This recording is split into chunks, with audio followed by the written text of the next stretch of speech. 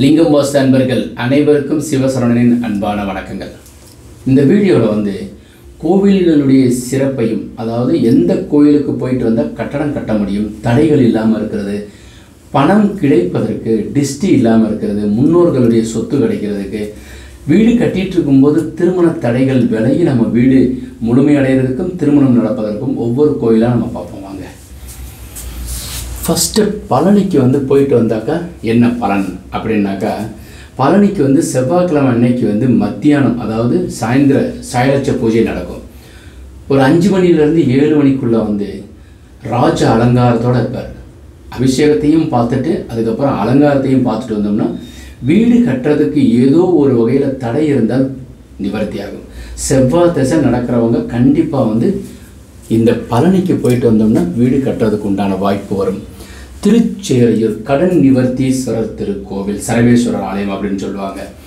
இது எங்கன்னா கும்பகோணத்துக்கும் திருவாரூருக்கும் நடுவில் இருக்குது. இந்த கோயிலுக்கு போயிட்டு வந்தோன்னா கடன் எவ்வளோ இருந்தாலும் சரி, வீடு கட்டுறதுக்கு நாங்கள் லோன் போட்டிருக்கிறோம், ப்ராசஸ் ஆகலை, இந்த கோயிலுக்கு போகணும். அதே மாதிரி கடன் நிறைய இருக்குது, நிலம் வாங்கியிருக்கிறோம், இடம் வாங்கியிருக்கிறோம், வீடு கட்டியிருக்கிறோம், கடன் அடைய மாட்டேங்குதுன்னா கடன் நிவர்த்தீஸ்வரர் திருக்கோவிலுக்கு எம்பெருமான் சிவபெருமான திங்கட்கிழமை அன்னைக்கு போயிட்டு நாங்கள் வழிபாடு பண்ணிட்டு வந்தோம்னா 11 வாரங்கள் அவங்க பிரசாதம் அனுப்புவாங்க. அந்த பிரசாதம் முடிகிறதுக்கு 11ஆவது வாரத்துக்குள்ளேயே உங்களுக்கு நிறைய கடன்கள் நிவர்த்தி ஆகும். அதே மாதிரி செவலூர் பூமிநாத சுவாமி கோவில், பொன்னமராவதி பக்கத்தில், காரைக்குடி பக்கத்தில் வரும்னு வச்சுக்கோங்களேன். பொன்னமராவதி பக்கத்தில் பூமிநாத சுவாமி கோவில் செவலூர். இந்த கோவிலில் நீங்கள் வீடு கட்டணும்னு நினைக்கிறோம், ரொம்ப நாளாக காசு பணம் வச்சுருக்கிறோம், வீடு கட்ட முடியல, அல்லது ஒரு இடம் இருக்குது விற்க முடியல அப்படின்னாக்கா இந்த கோயிலுக்கு போனோம்னாக்கா கண்டிப்பாக இது செவ்வாய்க்கிழமை போகிறது சிறப்பு, பிரதோஷ காலத்தில் போகிறது சிறப்பு. அப்படி இல்லைன்னாக்கா வாஸ்து நாளில் எக்கச்சக்கமான வண்டி வாசல் வரும், நிறைய பேர் வருவாங்க. ஊருக்கு கொஞ்சம் தள்ளி இருக்குது இந்த கோவில், பழமை வாய்ந்த கோவில். இந்த கோவிலில் ஒரு செங்கல் கொடுப்பாங்க, 3 செங்கல், 2 செங்கல், 1 செங்கல். இந்த செங்கல் வாங்கி கொண்டு நம்ம வீட்டில் வச்சோ இல்லை பூஜை அறையில் வச்சு பூஜை பண்ணிக்கிட்டே வந்தோம்னா, ஒரு விளக்கு வச்சு தீபம் காமிச்சு நாங்கள் பூஜை பண்ணிக்கிட்டே வந்தோம்னா 48 நாளில் கண்டிப்பாக வீடு அமையும். அதே மாதிரி ஒரு இடம் விற்க வேண்டியதுக்கு நமக்கு சொத்தை விற்க முடியல அப்படின்னாக்கா அவங்க கொஞ்சம் மண் கொடுப்பாங்க, நம்ம இடத்துல கொண்டு போய் தூவி விட்டோம்னா நிச்சயமாக அந்த இடம் விற்று போகும். அது எப்படியோ ஏதோ ஒரு ரூபத்தில் முடியும். அப்புறம் இன்னொரு தடவை நீங்கள் போய் நன்றி செலுத்துறதா அங்கே ஒரு அபிஷேக அர்ச்சனை பண்ணிட்டு வரணும். அதுக்கப்புறம் முன்னோர்களில் சொத்து கிடைக்காம இருக்குது, ரொம்ப நாளாக இருக்குது, இந்த சொத்து எங்களுக்கு கிடைக்க மாட்டேங்குது அப்படின்னாக்கா ராமேஸ்வரத்துக்கு போகிறது. ராமேஸ்வரத்தில் போயிட்டு தில ஹோமம், மாந்தி ஹோமம், பித்ரு ஹோமம் இது மாதிரி செய்தோம்னாக்கா முன்னோர்களில் சொத்து நமக்கு கிடைக்கும். யாராச்சும் லக்னத்துக்கு 5ஆம் இடத்துல ராகு இருந்து ராகு திசை நடக்குது, முன்னோர்களில் சொத்து ரொம்ப நாளாக இழுவையில் இருக்குது, எங்களுக்கு அந்த சொத்து சேருமான்னு தெரியல, அப்போ நம்ம என்ன செஞ்சால் சரியாக வரும்? தாத்தா பாட்டிக்கு நீங்கள் அப்பா அம்மாவை கூட்டி போயிட்டு தில ஹோமம், மாந்தி, பித்ரு ஹோமம் செய்யணும். செஞ்சோம்னா நிச்சயமாக உங்களுக்கு வர வேண்டிய சொத்து ஏதோ ஒரு வதது வந்துடும். ஒரு சிலருக்கு உள்ளுக்குள்ளேயே டிஸ்பியூட் இருக்கும், அந்த சொத்து பிரிவினையில் எனக்கு பெருசாக வேணும், சிறுசாக வேணும்னு சொல்லுவாங்க. எப்போவுமே மூத்தவங்க தெற்கு பக்கமும் மேற்கு பக்கமும், இளையவங்க கிழக்கு பக்கமும் வடக்கு பக்கமும் எடுத்துக்கணும். இந்த மாதிரி ஏதோ ஒரு காரணத்திற்காக முன்முகப்பு எனக்கு வேணுங்கிறதுனால பெண்டிங்கில் பல ஆண்டுகளாக இப்படி நிற்கும்.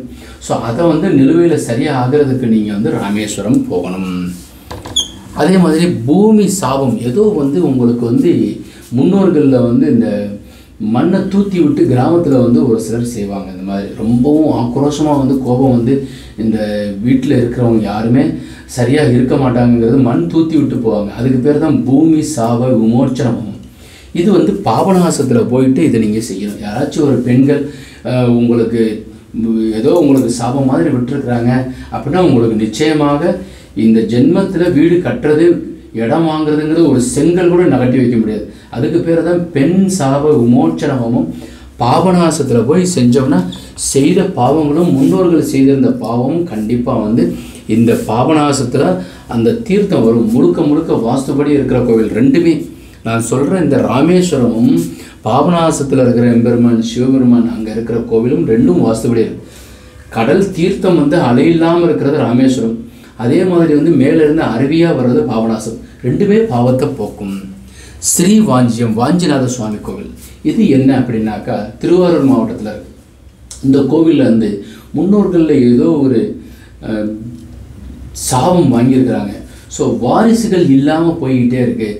காசிக்கு நிகராக இருக்கிறீர்கள். அதாவது நீங்கள் காசிக்கு போக முடியல, காசிக்கு போயிட்டு வரணும்னு நினைக்கிறவங்க இந்த வாஞ்சிநாத சுவாமி ஸ்ரீ வாஞ்சியம் இங்கே நீங்கள் போயிட்டு வந்தீங்கன்னாக்கா நிச்சயமாக காசிக்கு போனதற்கு சமம். ஸோ அதனால் வந்து இந்த கோயிலுக்கு போயிட்டு வந்தோன்னா வாரிசு இல்லைன்னு நினைக்கிறவங்க, குழந்தை இல்லைன்னு நினைக்கிறவங்க, குழந்தைகளுக்கு ஏதோ தீங்கு வந்துக்கிட்டே இருக்குது, வாரிசுகளே வந்து இல்லாமல் போயிடுது, பெண்களாக வாரிசாக வருது, இல்லை பிறந்து வந்து ஒரு பையன் இந்த மாதிரி தவறிட்டாரு, அடுத்து இந்த மாதிரி ஆகிக்கிட்டே இருக்குது, ஏதோ ஒரு விபத்து கண்டம் வந்துக்கிட்டே இருக்குன்னா ஸ்ரீவாஞ்சியம் நீங்கள் போயிட்டு வாங்க. அப்புறம் பணம் வந்து வேணும், வீடு கட்டுறதுக்கு வந்து நாங்கள் வந்து ஒரு 30 லட்சம் ரூபா எஸ்டிமேட் போட்டிருக்கோம், 10 லட்சம் கையில் வச்சுருக்கோம், 20 லட்சம் ரூபா லோனு, எங்களுக்கு பணமும் வரணும், அதே மாதிரி அந்த கடனை திருப்பி அடைக்கணும் சார், எங்களுக்கு வந்து இந்த வீடு கட்டுறதுங்கிறது என்னுடைய கனவு அப்படின்னு சொல்லுவாங்க. எல்லாருடைய கனவுமே வந்து ஒரு நல்ல சௌரியமாக சந்தோஷமாக அம்மா அப்பாவோட வந்து ஒரு நல்ல ஆனந்தமான சொந்த வீட்டில் வசிக்கணுங்கிறது ஒரு எல்லாருடைய ஒரு கனவு. இந்த கனவு வந்து உங்களுக்கு பணம் வந்து சரியான அளவில் நமக்கு வேணும், அது வாஸ்துப்படி வீடு கட்டணும், அந்த மாதிரி கட்டிட்டோம்னா நிச்சயமாக நிறைவடையும். அதற்கு உண்டான கோவில்கள் ஆல்ரெடி வந்து ரிஜிஸ்டர்டு, இது நாமெல்லாம் எதுவும் வந்து எழுதி வைக்கலைங்க, இறைவன் வந்து மக்களுக்கு, மனிதர்களுக்கு, பக்தர்களுக்காக வைக்கப்பட்ட இந்த பதிகங்கள், இந்த பதிகம் படித்தோம்னா பாடணும்னாலே உங்களுக்கு பணம் வந்து சேர்ந்துவிடும்.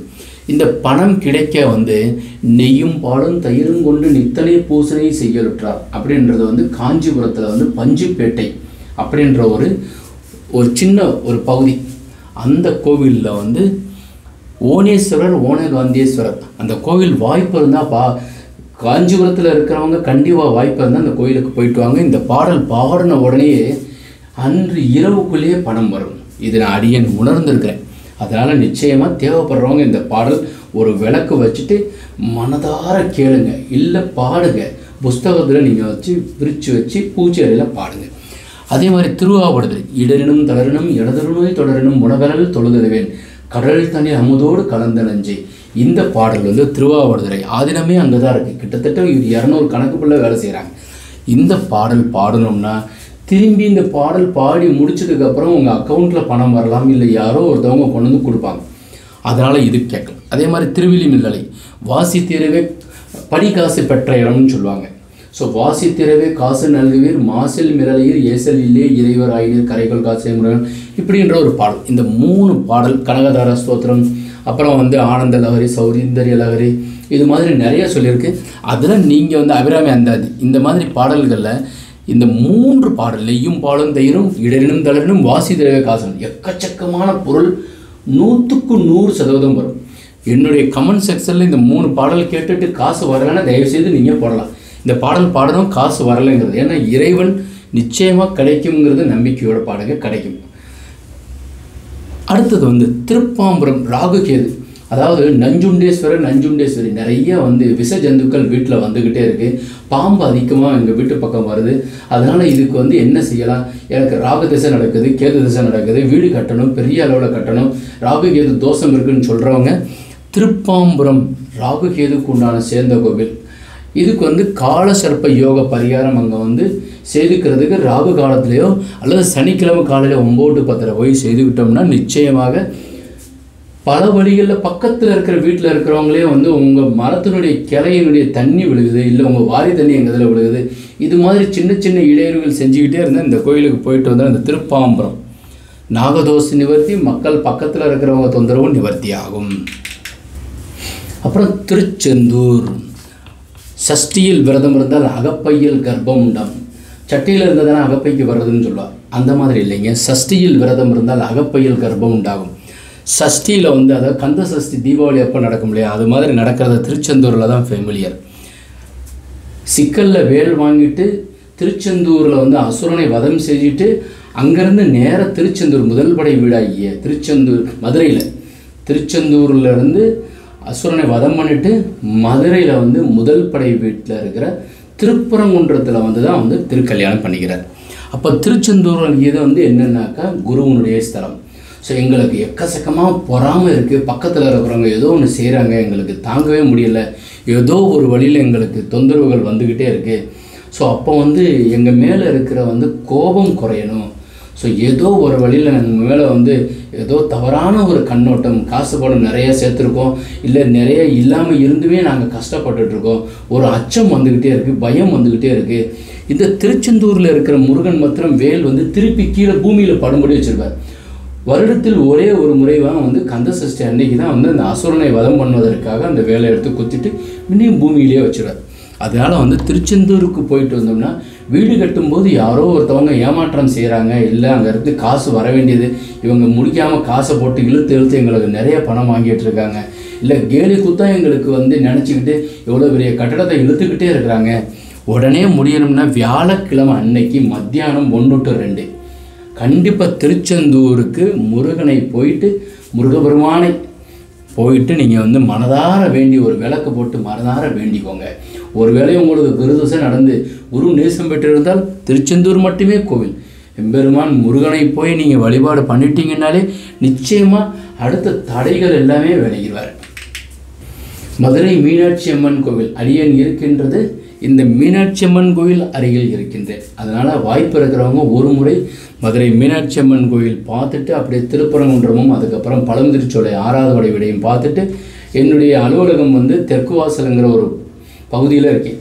தெற்கு போனால் தேய்ந்து போவானுங்கிறதுக்கு தெற்கு வாசல், சவுத் சரவணன்னு சொல்லுவாங்க. ஏன்னாக்கா சவுத்து தான் நிறைய பிளான் அப்லோட் பண்ணிகிட்ருக்கேன்.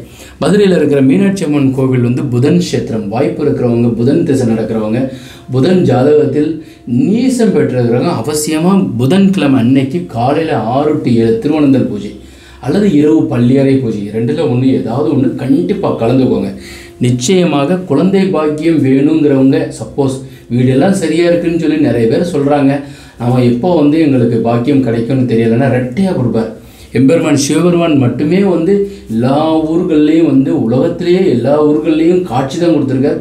மதுரையில் மட்டும்தான் வாழ்ந்திருக்கிறார். அப்பேற்பட்ட ஊரில் வந்து நீங்கள் ஒரு முறை புதன்கிழமை அன்னைக்கு வந்து இரவு பள்ளியறை பூஜையில் நீங்கள் கலந்துக்கிட்டீங்கன்னா ரெட்டையாக கொடுப்பார். ரெட்டை ஆண் குழந்தை இல்லைன்னா ரெட்டை பெண் குழந்தை, இந்த மாதிரி. சித்தர் பின்னாடி வந்து வடக்கு பக்கம் இருப்பார், துர்க்கை பக்கத்தில் இருப்பார். அவர்கிட்ட வந்து கல் யானையை கரும்பு தின்ன வைத்த சித்தர். அவருக்கு வந்து பூக்குடை போட்டோம்னா நிச்சயமாக வந்து ரெட்டையாக குழந்தைய கொடுப்பாருன்னு சொல்லுவார். அதே மாதிரி மீனாட்சி அம்மன் கோயில் புதன்கிழமை வந்துட்டு நம்ம வழிபாடு பண்ணோம்னா இறைவன் வந்து கொடுப்பதை யாராலும் தடுக்க முடியாது. அதனால் வாய்ப்பு இருக்கிறவங்க கண்டிப்பாக இந்த மீனாட்சி அம்மன் கோயிலுக்கு வந்து வழிபாடு செய்யுங்க. இந்த கோவில்கள் நிறைய சொல்லியிருக்கிறேன், இது மாதிரி நிறைய தகவல்கள் கொடுத்துக்கிட்டே இருக்கிறேன். ஸோ எப்போவுமே நம்ம வந்து ஒரு வீடு கட்டும்போது வாஸ்துபடி கட்டி அதன்படி நம்ம செயல்பாடுகள் செய்தோமேயானால் நிச்சயமாக வளமாக வரலாம். கண்டிப்பாக வந்து கோபுர தரிசனம் கோடி புண்ணியம். அதை விட முக்கியம் வந்து வாய்ப்பு கிடைத்தால் நிச்சயமாக கோவிலுக்கு சென்று வழிபாடு செய்வோம். வாஸ்துபடி உள்ள வீட்டில் வசிப்போம், வளமுடன் வாழ்வோம். மீண்டும் நாளை ஒரு அருமையான தகவலுடன் சந்திக்கின்றேன். வணக்கம்.